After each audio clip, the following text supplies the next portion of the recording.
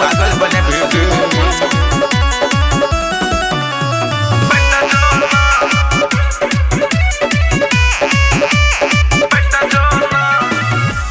के तोरा सब पर हम कहिया से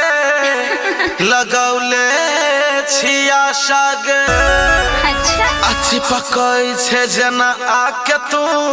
चिपक जो न ला सागे सही में सेट जो ना के सेट जो ना कोनो छौड़ी कुमार की पेट जो ना सेट जो ना के सेट जो ना एको छौड़ी जुआन की पेट जो ना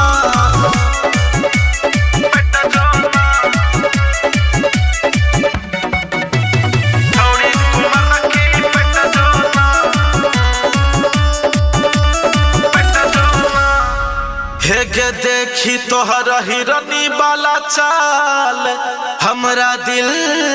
पर असर करे अच्छा तू ही कहना अब कते दिन ले हम रहू असगरे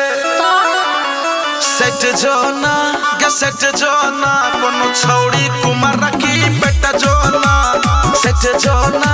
के सेट जो ना एको छौड़ी जुआन की पेट जो ना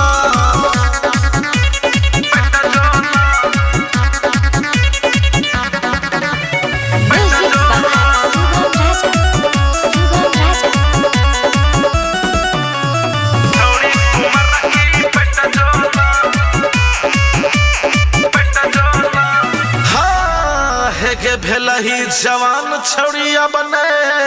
रहली नादान गे एजी अजित सन्नू कुमार के तोरा सब पर छौ ध्यान गे